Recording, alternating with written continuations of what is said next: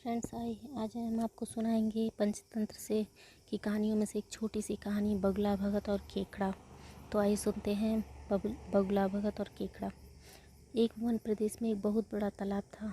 हर प्रकार के जीवों के लिए उसमें भोजन सामग्री होने के कारण वहाँ नाना प्रकार के जीव, पशु, पक्षी, कछुए और केकड़े निवास करते थे। पास में ही बगुला रहता था, जिसे परिश्रम करना बिल्कुल अच्छा नहीं लगता था।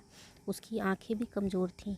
मछलियाँ पकड़ने के लिए तो मेहनत करनी पड़ती है, जो उसे खलती थी, इसलिए आलस के मारे वह प्रायः भूखा ही रहता था।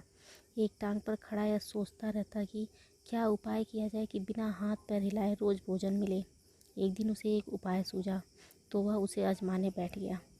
बगुला तालाब के किनारे खड़ा हो गया और लगा आंखों से आंसू बहाने।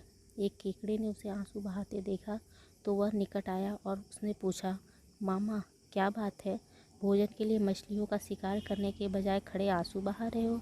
बगुले ने जोर की हिचकी ली और भर्राए हुए गले से बोला, बेटा बहुत कर लिया मछलियों का शिकार, अब मैं यह पाप कार्य और नहीं करूँगा। मेरी आत्मा जाग उठी है, इसलिए मैं निकट आई मछलियों को भी नहीं पकड़ रहा हूँ। तुम तो देख ही रहे हो ना। केकड़ा बोला, मामा शिकार नहीं करोगे, कुछ खाओगे नहीं तो मर नहीं जाओगे। बगुले ने एक और हिचकी ली, ऐसे जीवन का नष्ट होना ही अच्छा है बेटा, वैसे भी हम सबको जल्दी ही मरना है। मुझे ज्ञात हुआ है कि शीघ्र ही यहाँ 12 वर्ष लंबा सूखा पड़ेगा। बगुले ने केकड़े को बताया कि यह बात उसे एक त्रिकालदर्शी महात्मा ने बताई है, जिसकी भविष्यवाणी कभी गलत नहीं होती। केकड़े ने जाकर सबको बताया कि कैसे बगुले ने बलिदान और वह भक्ति का मार्ग अपना लिया है और सूखा पड़ने वाला है। उस तालाब के सारे जीव, मछलियाँ, कछुए, केकड़े, बत्तख व सारस आदि दौड़े दौड़े बगुले के पास आए और बोले, भगत मामा अब तुम ही हमें कोई बचाव का रास्ता बताओ, अपनी अक्ल लड़ाओ, तुम तो महाज्ञानी बन गए हो। बगुले ने कुछ सोचकर बताया कि वहाँ से कुछ कोस दूर एक जलाशय है, जिसमें पहाड़ी झरना गिरता है। वह कभी नहीं सूखता। यदि जलाशय के सब जीव वहाँ चले जाएं तो बचाव किया जा सकता है। अब समस्या यह थी कि वहाँ तक जाया कैसे जाए। बगुले भगत ने यह समस्या भी सुलझा दी। मैं तुम्हें एक एक करके अपनी पीठ पर बिठाकर वहाँ तक पहुँचाऊँगा, क्योंकि अब मेरा सारा शेष जीवन दूसरों की सेवा करने में ही तो गुजरेगा। सभी जीवों ने गदगद होकर बगुला भगत जी की जय जय के नारे लगाए। अब बगुला भगत के पाँव बाहर हो गए। वह रोज़ एक जीव को अपनी पीठ पर बिठा कर ले जाता और कुछ दूर ले जाकर एक चट्टान के पास जाकर उसे उस पर पटक पटक कर मार डालता और खा जाता। कभी मूड हुआ तो भगत जी 2 फेरे भी ले लेते थे, 2 जीवों को चट कर जाते। तालाब में जीवों की संख्या घटने लगी।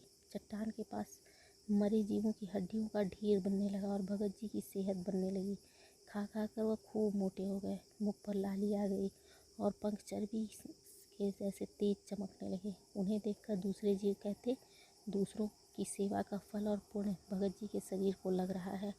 बगुला भगत मन ही मन खूब हंसता। वह सोचता कि देखो दुनिया में कैसे कैसे मूर्ख जीव भरे पड़े हैं, जो सबका विश्वास कर लेते हैं। ऐसे मूर्खों की दुनिया में थोड़ी चालाकी से काम लिया जाए तो मज़े ही मज़े हैं।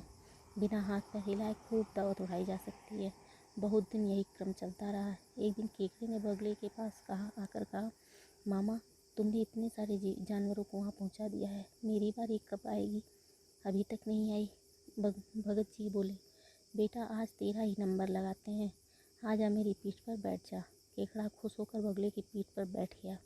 जब वह चट्टान के पास पहुंचा तो वहाँ हड्डियों का पहाड़ देखकर केकड़े का माथा ठनका। वह हकलाया, यह हड्डियों का ढेर कैसा है? यह जलाशय कितनी दूर है मामा?